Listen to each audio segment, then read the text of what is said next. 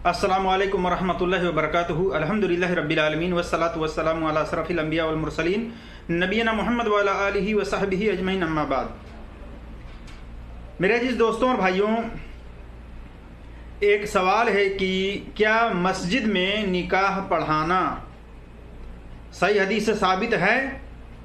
तो इस बारे में जान लीजिए कि बहुत सारे मौलाना हजरात जो हैं अपने खुतबात वगैरह में इसी तरह से ऐसे सवालात वगैरह के जवाब में कह देते हैं कि मस्जिद के अंदर निकाह पढ़ाना सुन्नत है, अफजल है, इसलिए मस्जिदों के अंदर निकाह पढ़ाना चाहिए।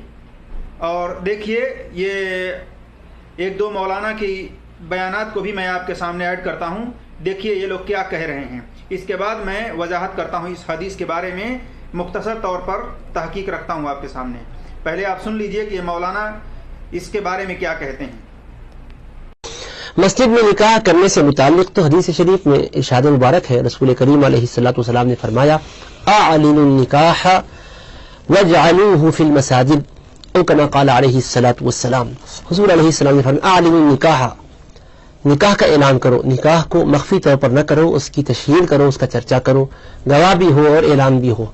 तशहीर के जो ज़राए हैं उसको इस्तेमाल किए जाए। इसमें आप अलैहिस्सलाम ने दफ़ का तक तस्कीरा फरमाया है।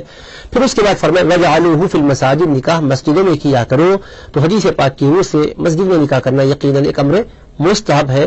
अगर सुन्नत की तामील के जज्बे से करेंगे तो बायस से अजर व सवाब भी होगा, सवाब भी पाएंगे, उसकी बरकत भी इंशाअल्लाह देखेंगे। मस्जिद में निकाह के बारे में बयान कीजिए। क्या मस्जिद में निकाह करवाना जायज़ है? जी बिल्कुल, बहुत अच्छा है कि मस्जिद के अंदर निकाह हो, ठीक है, शादी हाल का। तो मेरे अजीज दोस्तों और भाइयों, आप लोगों ने सुना, ये मौलवी हजरात हैं जो बिला तहकीक, बिला वजाहत किए लोगों के सामने इस तरह से फतवा दे देते हैं कि मस्जिद के अंदर निकाह पढ़ाना अफजल है, बेहतर है, और कुछ तो सुन्नत करार देते हैं और दलील के तौर पर इस रिवायत को बयान करते हैं। जैसा कि सुनन तिरमिजी में हदीस नंबर 1089 पर यह हदीस मौजूद है, जिसमें आयशा रज़ियल्लाहु तआला अन्हा बयान करती हैं कि अल्लाह के नबी सल्लल्लाहु अलैहि वसल्लम ने फरमाया, उस निकाह का ऐलान करो, उसे मस्जिद में करो और उस पर दफ बजाओ। देखिए, इसके अंदर दो बातें सही हैं। पहली बात कि निकाह ऐलान के साथ करना चाहिए, छुपे हुए नहीं करना चाहिए, छुपे तौर से निकाह नहीं करना चाहिए लड़की या लड़के का। और दूसरी बात कि इसके आखिरी टुकड़े में के दफ बजाने का हुक्म है। सही बुखारी के अंदर यही रिवायत मौजूद है कि खुशी के मौके पर औरतें घर के अंदर दफ बजा सकती हैं, बच्चियां बजा सकती हैं, इसकी इजाज़त है। इसके अलावा कोई और म्यूजिक बजाना जायज़ नहीं है।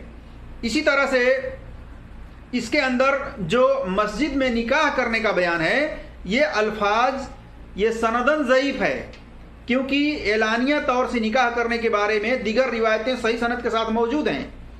लेकिन इस सनद में जो ये कहा गया है कि मस्जिद के अंदर निकाह करो, ये सनद ज़ईफ़ है। और यही सनद से रिवायत सुनन इब्न माजा के अंदर भी ये रिवायत मौजूद है, हदीस नंबर 1895 पर देख सकते हैं।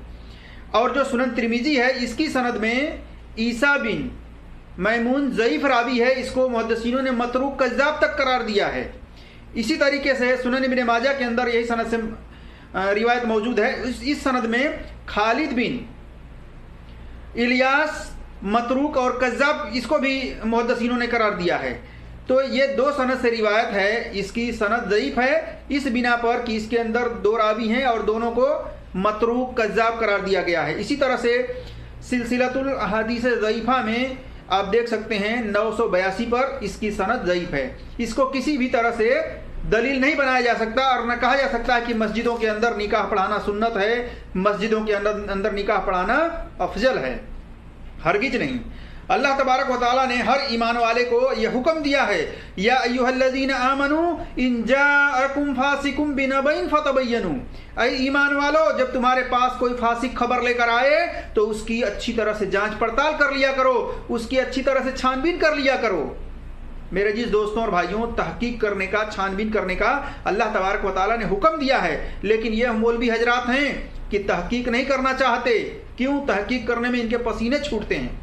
محدثینوں کا یہ مشن تھا کہ وہ تحقیق کیا کرتے تھے، لیکن یہ مولوی بس اٹھائے اور پبلک کے بیچ میں چھوڑ دیے، جبکہ ایسا نہیں ہونا چاہیے۔ اللہ کے نبی صلی اللہ علیہ وسلم نے وارننگ دی ہے ایسے لوگوں کے اوپر کہ جو نبی صلی اللہ علیہ وسلم کی طرف جھوٹ منسوب کریں، جھوٹی بات کہیں، ان کے لیے اللہ کے نبی صلی اللہ علیہ وسلم نے وارننگ دی ہے، جیسا کہ صحیح بخاری میں حدیث نمبر 106 سے 110 دیکھ سکتے ہیں۔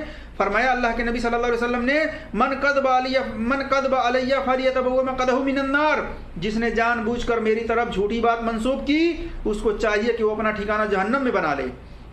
تو میرے عزیز دوستوں اور بھائیوں، چھان بین تحقیق ہر ایمان والے کے لیے ضروری ہے، فرض ہے۔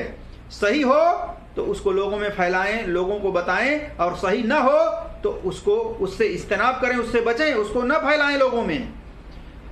لیکن آج تحقیق کرنے کی ضرورت ہے، اور اس طریقے سے بلا وجاہت کیے ہوئے، بلا تحقیق کیے ہوئے لوگوں کے بیچ میں اس طرح فتویٰ دینا اور اس طرح سے کہنا یہ درست نہیں ہے۔ اللہ تبارک و تعالیٰ سے دعا ہے کہ اللہ تبارک و تعالیٰ ہم تمام مسلمانوں کو قرآن اور صحیح حدیث پر عمل کرنے کی توفیق عطا فرمائے۔